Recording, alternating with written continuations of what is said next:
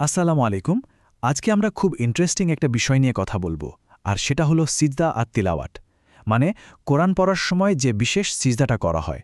তো চলুন এই গভীর আর তাৎপর্যপূর্ণ আমলটা নিয়ে একটু গভীরে যাওয়া যাক। কখনো কি এমনটা মনে হয়েছে যে কেউ একজন কুরআন পড়ছেন আর পড়তে পড়তে হঠাৎ করে সিজদায় চলে গেলেন? কেন এমনটা হয়? আজকের এই আলোচনায় আমরা ঠিক এই ব্যাপারটারই পেছনের কারণ, এর ইতিহাস আর হাদিসের আলোকে এর নিয়মকানুনগুলো জানার চেষ্টা করব।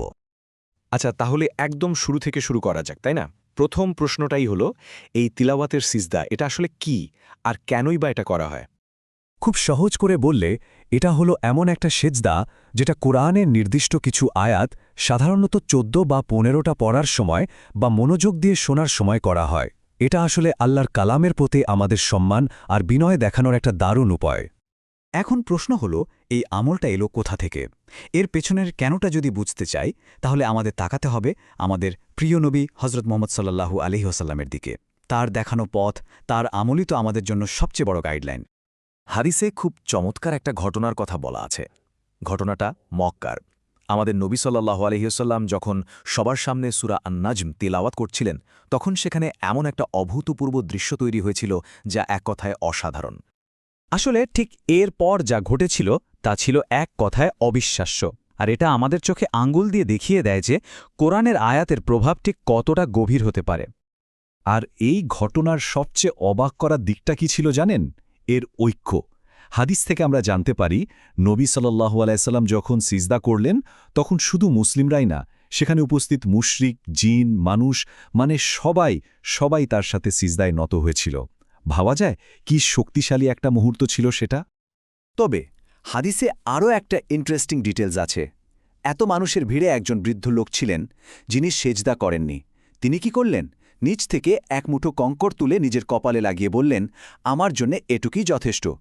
পরে জানা যায় যে তিনি অবিশ্বাসী অবস্থাতেই মারা যান। আর এটা কোনো বিচ্ছিন্ন ঘটনা ছিল না।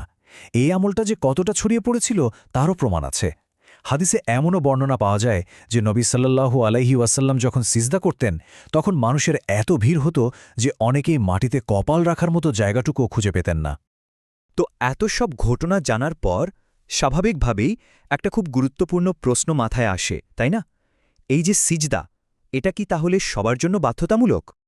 মানে যারা এই বিশেষ আয়াতগুলো পড়ে বা শোনে, তাদের সবার জন্যেই কি এই সেজদা করাটা আবশ্যক? এটা কিন্তু খুবই জরুরি একটা প্রশ্ন, কারণ বিভিন্ন হাদিসে আমরা এটা করার কথাও যেমন পাই, আবার না করারও উদাহরণ পাই।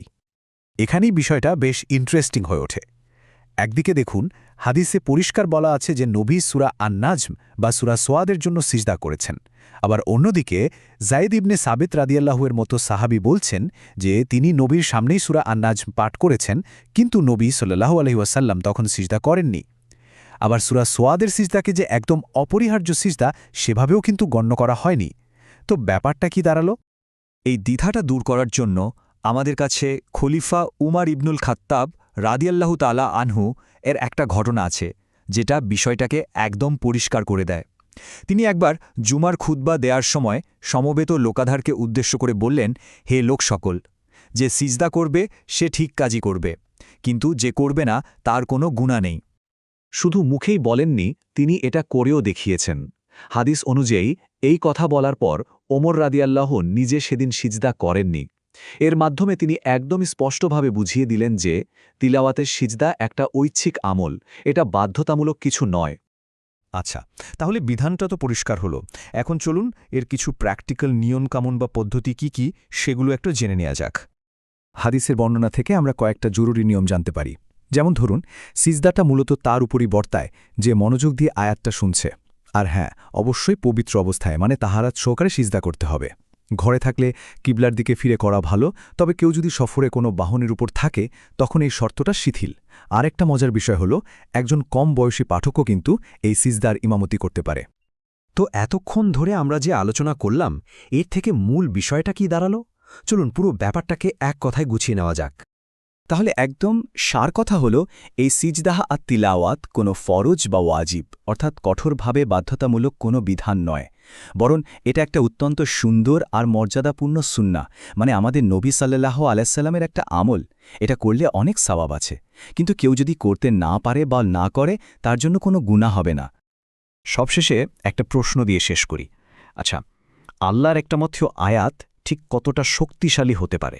এই পুরো আলোচনাটা কিন্তু আমাদের এটাই দেখায় যে একটা আয়াতই যথেষ্ট বিশ্বাস অবিশ্বাস নির্বিশেষে সবাইকে আল্লাহর সামনে নত করে দেওয়ার জন্য। তাই এটা শুধু একটা নিয়মকানুন নয়, বরং আল্লাহর কালামের প্রতি আমাদের গভীর শ্রদ্ধা আর ভালোবাসার এক অসাধারণ প্রকাশ।